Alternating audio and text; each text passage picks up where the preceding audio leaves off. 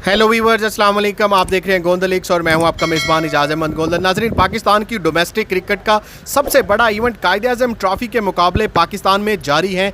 कल UPL complex Karachi में होने वाले मुकाबले सिंध और बलोचिस्तान के दरमियान जब मैच अपने इख्तिताम को पहुंचा, जिसमें पाकिस्तान के ओपनर बैट्समैन इमाम उल हक ने 235 बॉल्स खेलते हुए अपनी सेंचुरी मुकम्मल की। मैच के इख्तिताम पर जब प्रेस कॉन्फ्रेंस में इमाम उल हक से एक सहाफ़ी ने सवाल किया कि इमाम, आपने 235 बॉल्स खेलकर 100 रन्स बनाए, आपकी अप्रोच नेगेटिव थी और आपके बारे में मशहूर है कि आप हमेशा अपने लिए खेलते हैं ना कि अपनी टीम के लिए। तो इमाम उल हक ने क्या जवाब दिया, आप भी सुनिए। ओवर्स जो हैं उसके अंदर अगर आप 400 रन्स बनाएंगे तो 5 पॉइंट्स हैं, मतलब 200, 300, 250, 235 गेंदें, ऑलमोस्ट 40 ओवर्स आप खेल गए और फिर आपने जाके सेंचुरी बनाई। क्या ये नेगेटिव अप्रोच नहीं थी? आपकी सेंचुरी ज़रूर बनी, लेकिन टीम जो है वो कीमती पॉइंट से निकल गई। अभी भी स्कोर बोर्ड कोई बहुत अच्छा नहीं है। ऐसा लग रहा है जो आप पे एक टैग है कि आप खुद के लिए ज़्यादा खेलते हैं, यहाँ भी आप खुद के लिए खेलें।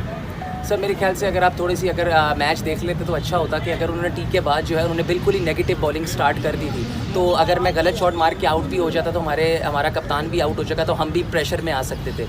तो हमारे पास कल एक पूरा दिन है, तो आपको हमेशा उस तरह का चांस होना चाहिए कि आपके जब सेट बैट्समैन खेल रहा हो तो एटलीस्ट आपके पास चांस होता है। अगर उन्हें टी के बाद देखें तो उन्होंने टी के बाद बिल्कुल ही नेगेटिव जो है फील्ड ले ली थी और नेगेटिव जो है उन्होंने बॉलिंग करना शुरू की थी, जिस वजह से अंपायर ने उनको फिर बाद में वाइड का भी इशारे किए 2-3 दफ़ा के, ताकि वो आप एक जब आपने एक क्रिकेट होती है तो मेरे ख्याल से उसमें आपको एक अटैकिंग क्रिकेट खेलनी चाहिए। आपको वो वाली चीज़ें करनी चाहिए जिससे जो है फर्स्ट क्लास क्रिकेट अच्छी हो, ना कि आपको सिर्फ पॉइंट के चक्कर में कि सिर्फ मेरा एक पॉइंट पड़ जाए और हम उनको पॉइंट न लें तो आप नेगेटिव फील्ड ले लें। इस तरह तो फिर मेरे ख्याल से देखना चाहिए कि अगर आप दोनों चीज़ें अगर आप देखें तो फिर मेरे ख्याल से कंपैरिजन अच्छा होगा। इत्तेफाक की बात है, मैं तीनों दिन था यहाँ पे। अच्छी बात।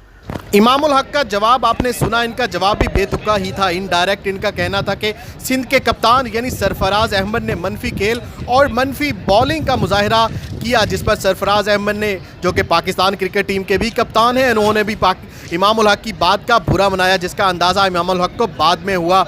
और आज जब सिंध और बलोचिस्तान का ये मैच अपने इख्तिताम को पहुंचा तो इमाम उल हक ने सरफराज अहमद को मनाने की कोशिश की और मनाने के लिए उनके पास भी गए और शायद अपने रवैये पर उन्होंने सरफराज अहमद से माजरत भी की हो। सरफराज अहमद बहुत बड़े दिल के मालिक हैं और उन्होंने इमाम उल हक को गले भी लगाया और बहुत ही खुशगवार मूड में जो है वो दोनों प्लेयर्स नज़र। मैच के इख्तिताम पर आज सिंध के कोच आज़िम खान ने जब प्रेस कॉन्फ्रेंस की तो उनसे भी इमाम उल हक के रवैये के बारे में जब सवाल किया गया तो उनका क्या जवाब था वो भी आप देखिए। क्रिकेटर हैं, मैं ये समझता हूँ कि उनको क्रिकेट पे ज़्यादा फोकस करनी चाहिए, अपनी बैटिंग पे ज़्यादा फोकस करना चाहिए रादर देन के वो बयानात दें इस किस्म के क्रिकेट के हवाले से।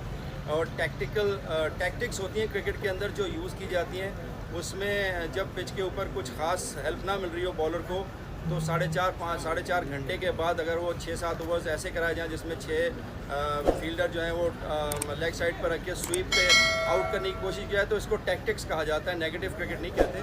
तो हर किसी के सोचने और समझने का अलग तरीक़ाकार होता है, तो मैं समझता हूँ कि उनको क्रिकेट को अभी अपनी ज़्यादा बेहतर फोकस अपनी क्रिकेट पे करना चाहिए, बजाय इसके कि कोई ऐसी बात करेंगे ये नेगेटिव है या पॉजिटिव।